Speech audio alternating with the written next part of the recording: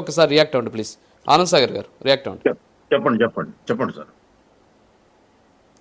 చెప్పండి. రాజా గారు, నేను ఏంటి సురేష్ గారు మాట్లాడుతున్నారు, మరి సురేష్ గారు చాలా ఆవేశంగా మాట్లాడుతారు. అందుకే మీరు క్లారిటీ ఇచ్చేసి. ఇప్పుడు గతం గురించి మనం వెళితే చాలా మంది గతాలు తవ్వాల్సి ఉంటుంది. ఇప్పుడు గతాన్ని తవ్వుకునేది కదా. పవన్ కళ్యాణ్ గారు మాట్లాడిన మాటలో, స్పీచ్ లో ఎక్కడైనా ఎవరైనా దూషించారా, ద్వేషించారా, ఒక్క అన్పార్లమెంటరీ మాట మాట్లాడారా, భాషను హననం చేశారా? ఇది ఈవేళ భాషని కూనీ చేసి బ్రతుకుతున్న పార్టీ వైసీపీ పార్టీ. రాష్ట్రాన్ని దోపిడీ చేసి 11 సీట్లకు పడిపోయి ప్రతిపక్ష హోదా కోసం కోర్టు మెట్లు ఎక్కినటువంటి పార్టీ వైసీపీ పార్టీ.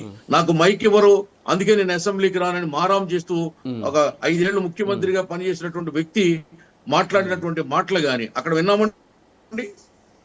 ఎటువంటి భాష మాట్లాడాడు ఆయన, ఎటువంటి ప్రసంగం చేశారు, ఎటువంటి నీతిని బోధించారు. రాజకీయం అంటే మాట్లాడితే పాలిటిక్స్ మాట్లాడటమే కాదు. రాజకీయం అంటే మాట్లాడితే దాని ప్రవచనాన్ని వక్రీకరించడం కాదు, ప్రవచనం కూడా చెప్పాలి. సమాజానికి హితబోధ చేయాలి రాజకీయ నాయకుడు. తన వ్యక్తిగత జీవితాన్ని, తన పార్టీ లక్ష్యాన్ని, తన పార్టీ సిద్ధాంతంతో పాటు ప్రజలకి మంచి మాటలు 4 మాటలు చెప్పాలి. ఇది ఎన్టీ రామారావు గారు చెప్పారు, ఎంజి రామచంద్ర గారు చెప్పారు, దక్షిణ భారతదేశంలో వాజ్పేయి గారు చెప్పారు. వాజ్పేయి గారు మాట్లాడితే ప్రతి మాటలో, ప్రతి ప్రసంగంలో ఆయన పద్యాలు, గేయాలు, కవిత్వాలు వినిపించేవారు. అలాగే నిన్న ఆయన అనేక మంది కవులు, దాశరథి, గద్దర్ లాంటి మహాకవుల యొక్క, వాగ్గేయకారుల యొక్క ఆ పాటల్ని, పద్యాల్ని, రచనల్ని, వాళ్ళు ఇచ్చిన కొటేషన్స్ ని యువతకు వినిపించారు. వేళ పవన్ మాట్లాడితే యువత ఇన్స్పైర్ అవుతారు. మీరు మాట్లాడితే ఎవరు ఇన్స్పైర్ అవుతారు?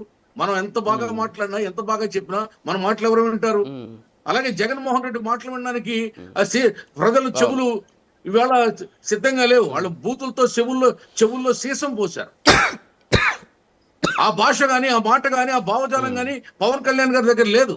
మర్యాదకరమైనటువంటి భాష, మర్యాదకరమైనటువంటి హావభావాలు అక్కడ గమనించాలి కదా. ఆయన ఎవరన్నా పేరు ఎత్తాడా, ఎవరి పేరైనా, ఎవరినైనా ద్వేషించాడా, దూషించాడా? అదే నేను చెప్పాను. ఇప్పుడు వైసీపీ పరిపాలనలో జరిగినటువంటి దాష్టికం మీద 5 ఏళ్లు ఆయన పోరాడాడు ఒంటరిగా. తెలుగుదేశం ఒంటరిగా పోరాడింది. ఎలక్షన్లు వచ్చేటప్పటికి బాబు గారిని జైల్లో పెట్టిన తర్వాత ఆయన భావోద్వేగానికి గురయ్యాడు, జైలుకు వచ్చాడు. బాబు గారిని చూసి చలించిపోయాడు.